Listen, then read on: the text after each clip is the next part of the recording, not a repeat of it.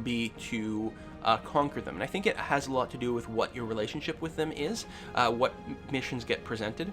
For example, if I were to set them as a rival, which we'll talk in a second, then I'm pretty sure I would actually have a mission to subjugate them instead, which would be very handy. Get a CB on them, conquer them, annex them, boom, done. Here the mission is to ally with them. I think it's because we have a somewhat positive relationship with them. We have the same religion. We actually have the same dynasty, which is interesting. Our kings are from the same line. Creating an alliance with them would actually be, they'd actually offer, or they'd accept it right away. So what are the rewards to allying with them? We would get 10 prestige and 25 diplomatic power. That's pretty damn good.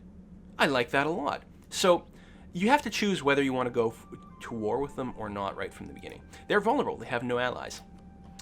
Whereas, well, that's funny. They actually have a Reconquest CB on me.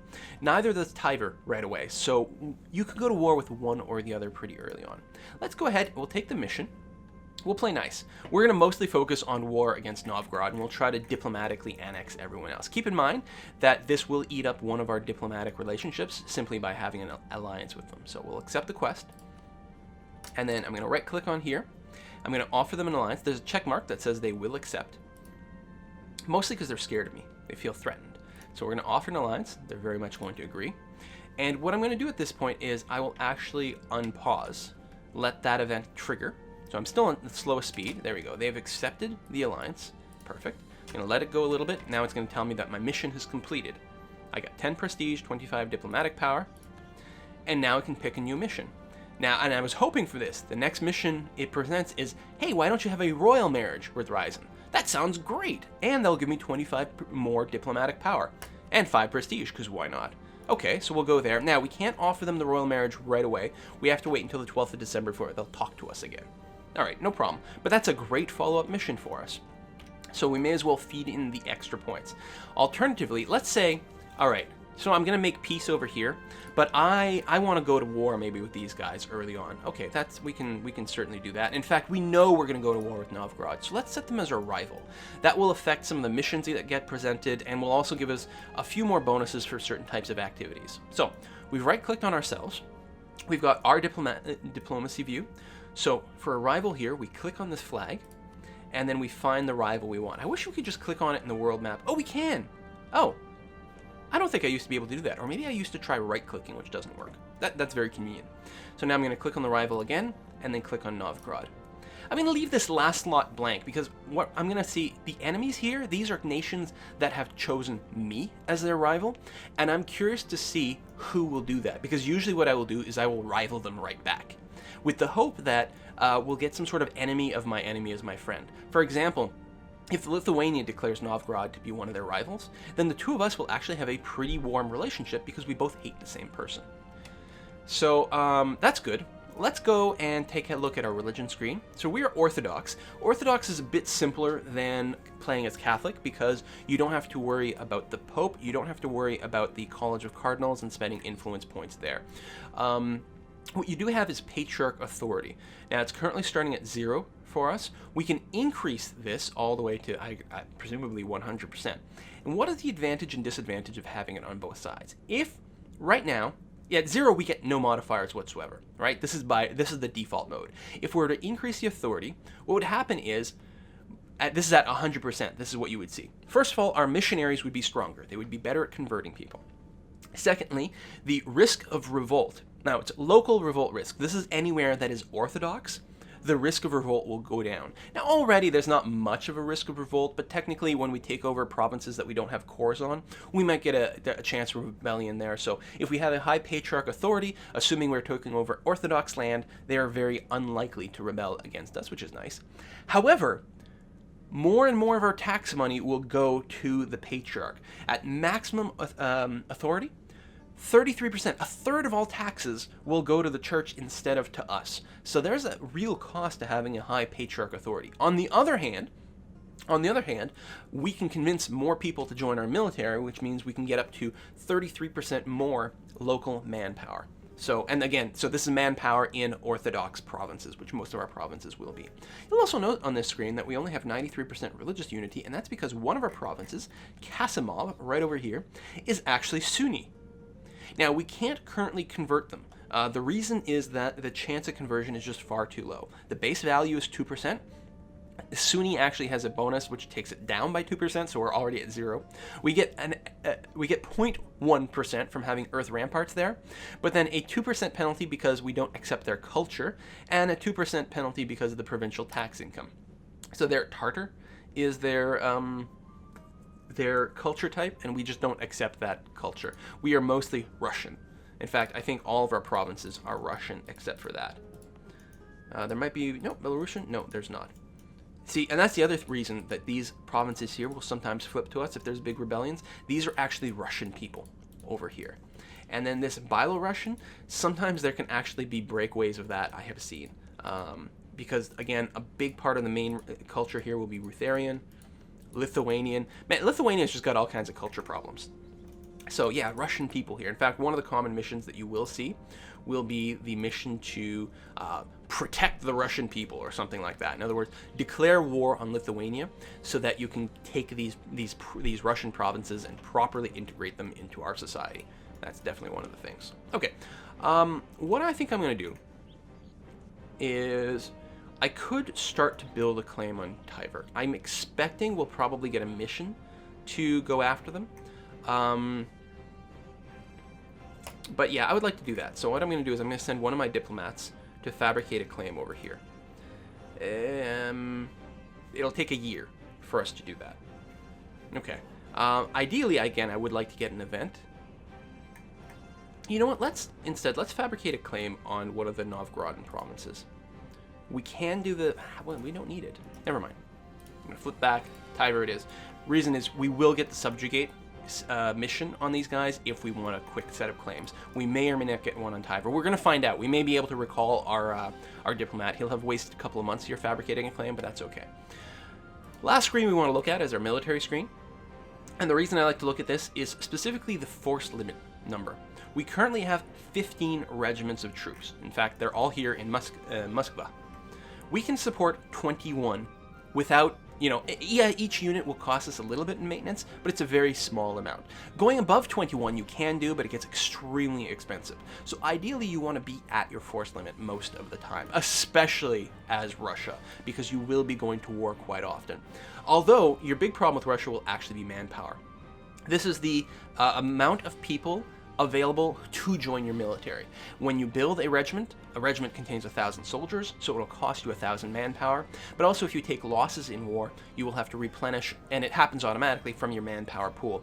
And Russian winters are really, really harsh. You tend to lose a lot of people that way. So I spend a lot of time with very little manpower as Russia, which is actually rough, because if you get invaded with no manpower available, you're going to be in bad shape. That being said, we do have a force limit. We can build 6 more things, so we will go and do that.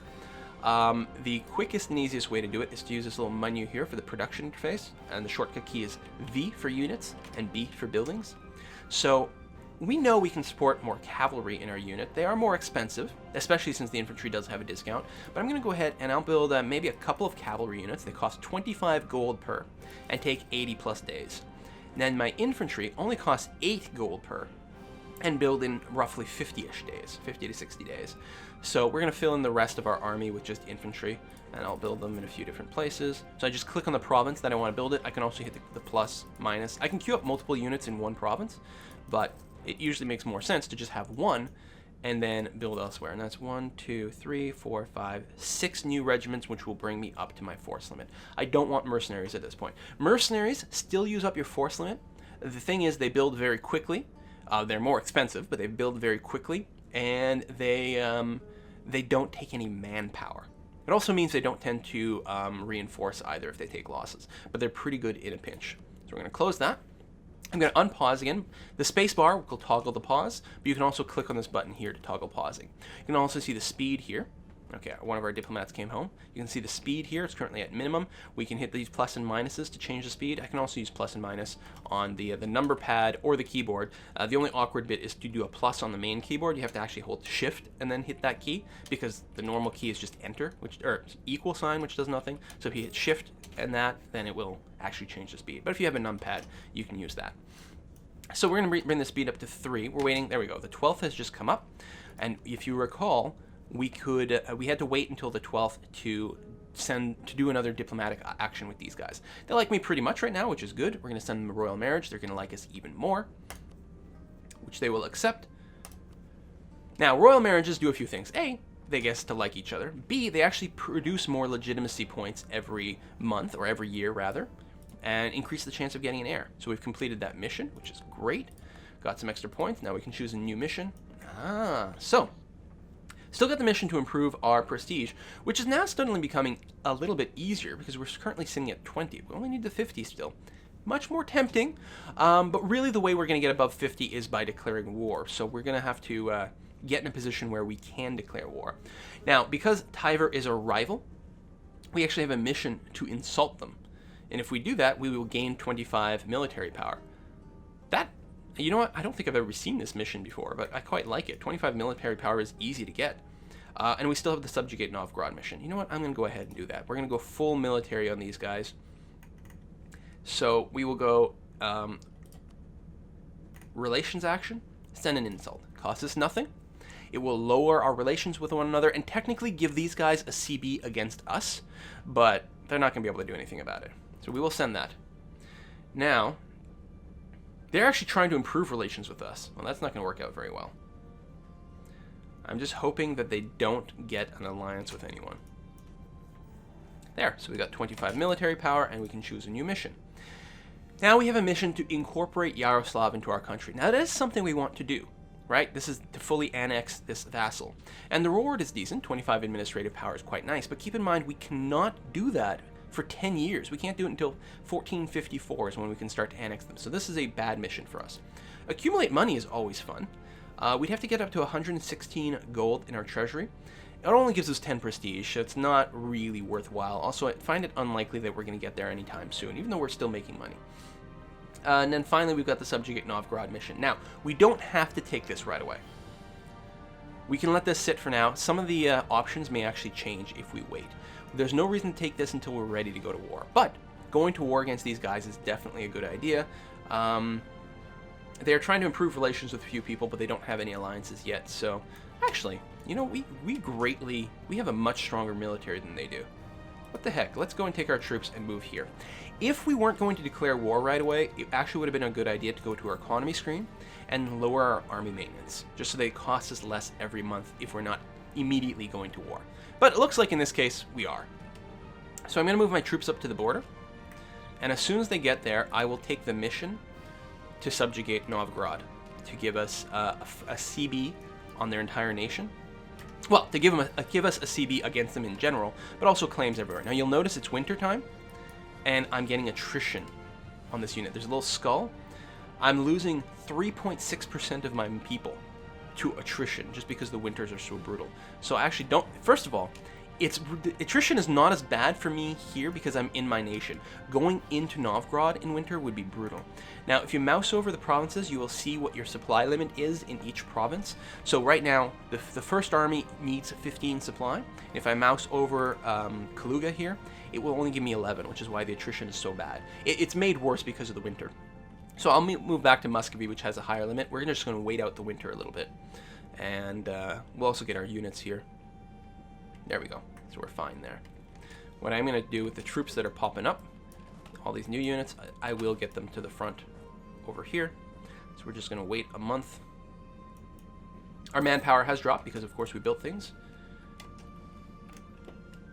Now, administrative power. Do I have enough to boost my stability? Wonderful. I want to go to 0.1 stability, or +1 stability.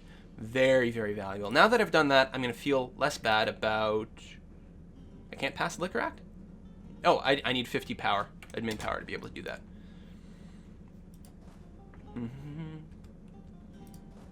Take the solo guy, move him over there. I'm actually going to move these troops.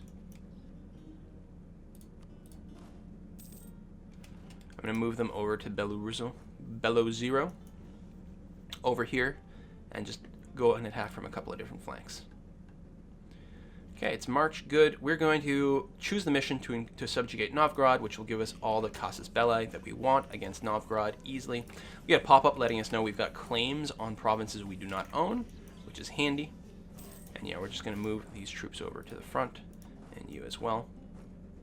Now, because we have a CB against Novgorod, and because we are at maximum military maintenance, they've actually just increased their maintenance, but they're not there yet. In fact, it would have been better to not accept the CB. Look at this. We're down to 13,000 men here. We may have wanted to wait until we were literally in position to attack, because then we could have attacked them while their morale was pretty low. But I don't think they're going to get there anyway. We have a diplomat available, which is very important to do when you're thinking about going to war. We're going to declare war. Now, we have to declare what specifically we're looking to take from them. What I want to do, actually, is I want to specifically say that I'm going to take Quill. And the reason is I 100% want this province because this will connect me to my vassal and make me feel a lot better. So I'm going to do that. I can also choose to call in willing allies. Ryazan is the only one that I have as an ally, and they wouldn't be willing to join. So whether I check this or not, they're not going to hop into the battle. But I don't need any allies for this at all. They don't have enough troops, so I'll be able to easily win without their help. Also, all my vassals will jump in here. 4,000 men here, 4,000 men there. Perm might come and join with their 5,000 men, but they may not get there in time. We'll see. So I'm going to say I want Colm. I'm going to declare war. I'm going to take this group of troops and actually move them in here to start laying siege to that right away. Because this is my war goal, I will get the most war score from that. We can see that we're at war because we've got a little shield down here. If I click on this, this is everyone on one side of the battle. This is everyone on the other side of the battle. They had no allies. And yeah, the Muscovy conquest of Colm. This is our war score here. Currently, it is at 0. If we win battles and take land, it will become positive. If we lose battle, lose land, it will go negative. Also, while the defender still holds the war goal, which is Colm, this, you can see there's one line item in there. It's currently starting at 0, but it will provide negative war score for me the longer the defender owns Colm. I think it will max out at -20. So even if nothing else happens, the war will go against me simply because I don't take Colm. On the other hand, as soon as I have laid siege and conquered Colm, I will get the ticking war score in my favor instead. So even if I do nothing else, I will get a pretty significant positive war score just from holding that, which is why I want to grab it as quickly as possible. Now, so I'm moving these troops over to Colm. I'm going to move these troops over to Novgorod. The only thing left to do, perhaps, is to assign a leader. So my troops don't have a leader right now. So I also got one of the pop-ups here. I thought, oh, I don't have a thing saying I can have a free leader. Oh, I do actually have a leader in the bank. I didn't realize. I have a leader, a general called Dmitry Shemiaka in my bank. You can see it on the military screen. He's right there. Or if I assign a leader, right here. So I can assign a general. Also, I could convert my ruler into a leader. Now, converting my ruler into a leader costs me nothing to do, but you do have a... Is this not the screen for it? I'd also say it here. Yeah, leaders, 1 of 1. I can support 1 leader for free, and I currently have 1 leader. If I go above that, it will cost me 1 military power per month. Let's go ahead and actually fill in these leaderships. We're still making money. We're going to do that. We'll get the +1. Fort defense we don't care about, but we'll get the +1 power per month because that's handy. And we'll grab the... We'll go ahead and grab diplomatic relations guy. We're going to want him in, well, 9 years at this point to help convert people over.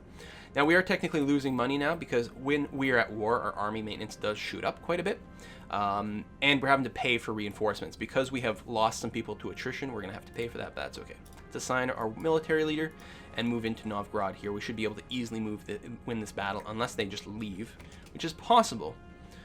But with our leader here and the fact that their morale is low, I think we're going to catch them regardless. Yeah, they're not even trying to move out of the country, so we should be able to easily crush this army. We may not be able to destroy it outright. They'll probably break and retreat somewhere else, but we're going to chase them. All right, so we've got, we're now sieging Colm. Let me bring the rest of these troops over here. And, oh, they are trying to leave. So they are going to get to Logoda on the 9th of May. I will arrive in Novgorod on the 10th of May. I actually will not catch them, which is very annoying. So you know what I'm going to do? All right. You only need 2 infantry to siege a province. There's a button here, actually, that says detach a siege. If you click that, it'll leave 2 infantry behind and select the rest of the units, which happens to be 2 in this case. So that with these 2 extra, I'm going to actually move into Novgorod with them. I'm going to mouse over them, make sure they are not arriving on the 9th or earlier, because I don't want 2 people to fight 8. Or rather, 2,000 people to fight 8,000 people. So that's fine. And then I'm going to do the same thing with these cavalry and these cavalry here. And what I'm going to do is I'm going to group up my big army in Novgorod, and then I'm going to just keep chasing them. Eventually, I will catch them. But I'm going to keep detaching little sieges behind me.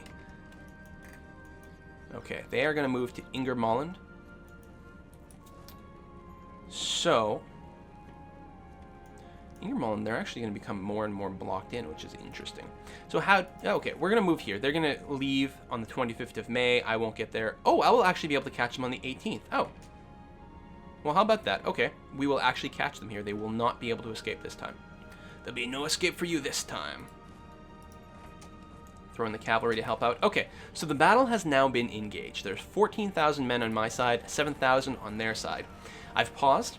Now, if I click on this little panel, it'll bring me up the battle screen. So this is my side here. You can see that I'm the attacker, first of all, which is why I'm at the top. Defender is always at the bottom. Also, this is Muscovy's flag. This is Novgorod's flag. You can see the leader involved in the battle. So this is me. I've got a pretty good leader in terms of fire, shock, and maneuver. This is the enemy. They're actually using their king, well, their ruler. Novgorod, I believe, is a republic, so they don't have a king proper. But he's not very good. He's got no fire, he's only got 1 shock, and 3 maneuver to help out in combat. Every round, which I think is every day, I'm not sure, each side rolls a die. I think these dice they're 10-sided dice, but they go from 0 to 9. So the fact that we rolled a 6 is pretty good. A 4 is not bad, but we got the better roll. Also, this is the fire phase. Our leader has a fire rating of 3, so we add 3 to that. However, we're having to do a river crossing to fight these guys. So we get a -1. However, this is still a really good roll. So this round of combat, we should kill considerably more of them than they kill of us. Plus, we just have more troops to start off with, which means we're going to be in pretty good shape. We also have, if we compare these numbers here, while our discipline is the same, higher discipline means you inflict more damage. We actually have slightly better base morale, which is good, which means we're not going to break out of this battle as quickly. Additionally, their army was only at half morale to start off with because they'd only just started increasing the maintenance. So they're going to break very, very, very quickly in combat. And the last thing is the military tactics, which decreases the amount of damage you take, but that's the same there, so it doesn't really matter. Now, you'll see here there's a flag that says we cannot retreat until the 29th of May, and that's true. So you can't retreat from battle for X number of days at the start. If we get their morale all the way down to 0 before this runs out, so we're going to kill a certain number of people every day, but there's a good chance we are not going to kill off the entire army before they can retreat on May 29th, just through sheer attrition. That's very unlikely to happen. The way you actually and so what will probably happen is they will take some losses, and then the 29th will come and they will leave for another province. And because they're retreating at at like a crazy rate, not in military ranks, they will be able to outrun us and leave. But then we can give a chase and eventually hunt them down. Ultimately, the way you destroy the army outright is if you can get their morale down to 0 before they can retreat, then they will simply surrender and all get killed or brought in as military prisoners or I don't know what. So, I will unpause now. We'll keep watching this battle. We're actually going to get a few reinforcements on our own side over here. So, the 22nd of May, they've lost more people. Oh, they're getting bad rolls, but so are we, so it doesn't really matter. And their morale is consistently dropping here. 25th of May, 27th of May. Oh, there we go. They hit 0 morale before the 29th. They were never able to retreat, so we actually destroyed that army completely. You'll notice we are getting 6.2 prestige from that. We also are gaining some army tradition, which on our military screen we can see what our army tradition is and mouse over it to see what it gives us. Just more morale and a few other little things. It's quite nice to have. And we have gained a little bit of war exhaustion, but only a tiny bit. The other side gained a lot more war exhaustion. They also lost prestige, but they still learn army tradition. They learn something from this fight. The more you fight, the more tradition you get. It's basically the experience, the military experience of your entire nation is what is represented there. So if we look at our war score, we gained 2% war score from that. But again, we've got that negative war score kicking in from not having Colm. That being said, we will get it at some point. Now, we are currently laying siege here. Oh, my armies, if I mouse over here, I actually have 2 separate armies. You can merge them together with this key, or with this button here. I can't for a sec because that battle just ended. There we go. So I can merge them together into one. The shortcut key is G. I use that a lot, just to combine them properly. And again, here, what I'm going to do is I'll detach a siege in Ladoga, sorry. I'm going to detach a siege, and so it leaves 2 infantry behind and leaves the remaining 11 people selected. And again, I could box select these guys, see both, Right? There we go. That's the people who are going to be left behind to siege. This is the group that's got lots of people. I'm going to just select this half. Right? So I can do that. I can click select and just grab the bigger army, or I can select this and actually click the X on the smaller army. Same thing, leaves me with the bigger army selected. I'm going to try to clean up the mess over here. So the big thing is we want to gain the Siege of Kulm because it'll give us the biggest war score, but we'd ideally also like to grab a few extra provinces. In fact, grabbing Novgorod is not as important because we can't ask for that in a peace deal. Torzhok will actually be pretty good, so I'll move there first and lay claim there. Does our leader have a siege? No, he's got no siege skill. Siege skill makes your sieges go way faster, and it's very handy. By holding shift, I can click on another province and queue up moves like that. So we'll see if we can't crush these guys. These guys will start with higher morale, but fewer numbers in general. Although we have slightly fewer as well. We should be able to win pretty easily. Golden Horde declared war on Crimea. Okay, that's fine. We can deal with that. We've crushed another army, gained some more war score, and what I can do here is I can detach some troops. Why can't I? Oh, again, the first couple of days after the battle is done, you can't do anything with your army, but then, there we go, they've kicked out. So I will detach some troops and move up to... Actually, I won't move up to Neva. I'm going to see if I can detach these guys as Finland. It'll be very, very handy to do. Again, that means I won't be able to win my mission of subjugating all of Novgorod, but it will make actually taking over the land a lot easier. So I'm going to leave some people here in Ingermalland, but then I'm going to go to Olonets. So each province I siege, I will get more war score just from owning it. Plus, by having it conquered, by occupying that province, it means I will also be able to ask for it in a peace deal. I think you can always ask for cord provinces in a peace deal. I'm not sure. You may still need to occupy it. I'm not 100% there. And at this point, we have won the war. We've decisively crushed these guys. Now it's just a matter of waiting for all the sieges to finish and wait for them to capitulate. There we go. I'll detach some more troops and then see if I can catch a few more of these little guys. Oh, we've got Perm is wandering around trying to kill some people. Keep in mind, if I detach too many people, I might be in a bad situation. Oh, now that's interesting. They're actually going to come and try to engage over here. So I'm going to change my mind. I'm going to swing my troops back. Oh, yeah, they actually attacked me, which is a poor move by the AI. The AI is designed to not instantly respond to your changes. They take a couple of days to process the change, which is very handy. It's something that the developers have sort of intentionally included in the game so that you're not, because otherwise it would be really annoying in that you click here and the AI instantly changes their move to avoid something. National decision. Oh, we can pass the Liquor Act, which I'm going to do. It's going to be handy to get a little bit more tax income, and it lasts until the end of the game, and it's generally something you want to have. So we'll go ahead and allow that. We don't need to go to Kexholm anymore, although we're almost there, so what the heck, we'll finish the move. We'll see if we can catch people in Karelia. Probably we can't. Oh, they actually went and engaged here. I think they had a bunch of troops from different directions all coming, but they didn't realize that I'd left things behind. There we go. This is an example. These guys have retreated successfully. Because it's a small battle, they were able to retreat really quickly. They'll actually run somewhere else friendly, probably to Novgorod, but they're a non-entity, a non-threat. So I will go... Actually, I don't want to siege the... I'm going to go over here. I don't want to siege the Finnish stuff because I don't really need it. But maybe I can get cargo pole. Most of these provinces are not particularly valuable. Their tax base is 2, which is, I think, provinces with a tax base of 1 exist, but they are far and few in between. 2 is basically one of the poorest provinces you will find. So none of these are worth a lot. On the other hand, it also means they're very easy to integrate into your nation, to build cores on. So that's all fine. I'll detach this. Actually, instead of detaching, so I'm using D to detach, or using this button, I'll instead use split in half, which is the S shortcut key. Split these guys in half, leave half here, half in over here to take over some territory. Oh, there's actually some peasants going on over there. Novgorod and peasants, but that was fine. Ah! Our diplomat has finished fabricating a claim over here. Very handy. And we've got a war goal to take a province from them. We're going to wait until this first war is over, but then we will certainly look into doing that. Keep in mind, we won't be able to get a mission to take this province because we're going to have this subjugation mission for quite some time. So yeah, now we mostly just have to wait. Notice our manpower keeps dropping. In the battles that we had, we still lost some people. Also, when you are sieging enemy land, there's automatically at least 1% of attrition. In fact, it's worse here because right now we're in the middle of winter. There's a lot of attrition going on, so we're losing a good number of men every month automatically, and we're running out of men in our entire nation who can join the battle. So you really do have to reload and recharge between fights.